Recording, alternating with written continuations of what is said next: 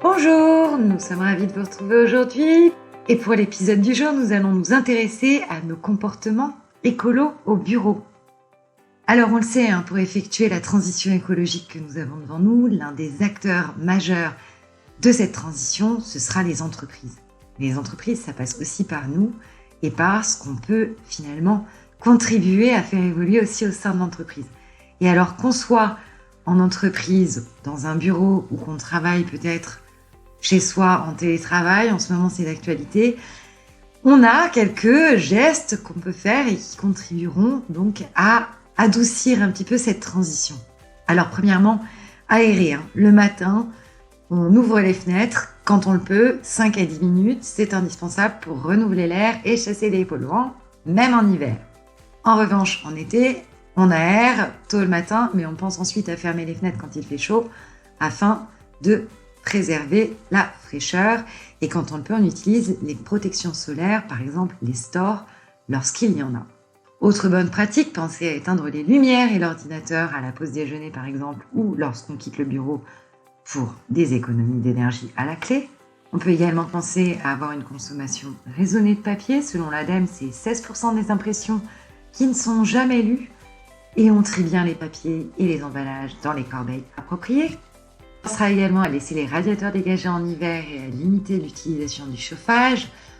On peut également fermer les portes de communication avec les espaces moins chauffés ou encore les lieux de circulation. Et le week-end, quand on peut même fermer les stores pour réduire les déperditions de chaleur. Ça peut aller jusqu'à 60% de gain. En été, nous penserons à modérer la climatisation. La température minimum conseillée est de 26 degrés, en veillant à ne pas dépasser 4 degrés d'écart entre l'intérieur et l'extérieur afin d'éviter les chocs thermiques. Autre point important, les économies d'eau. Alors on n'en parle pas assez souvent, mais une personne travaillant dans un bureau peut consommer jusqu'à 30 litres d'eau par jour, rien que pour l'utilisation des toilettes. Alors on signale les fuites, on ferme les robinets, on s'assure qu'ils soient bien fermés et on utilise la version du bouton poussoir basse consommation lorsque c'est possible. Ça fait partie également des bonnes pratiques. Et puis on va chercher aussi, lorsqu'on le peut, à limiter le poids des réunions en ligne, en privilégiant peut-être les échanges en audio plutôt qu'en vidéo. On pense au fait que les données en audio consomment moins de bande passante que la vidéo.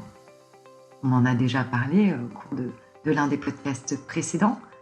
Et puis, on pensera aussi à déposer les documents qu'on souhaite partager, par exemple lors d'une réunion, sur un serveur local ou sur une boîte de partage. Et on envoie juste un lien, ça évite de surcharger les boîtes email et du coup de peser sur l'environnement. Voilà, c'était pour tous les bons petits rappels. C'était un petit peu la liste au Père Noël.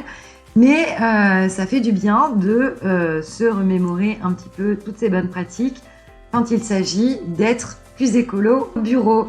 Nous vous souhaitons une belle fin de journée, de bonnes vacances peut-être si vous êtes en congé, et auquel cas n'hésitez pas à réécouter ce podcast au moment de la rentrée la semaine prochaine ou la suivante.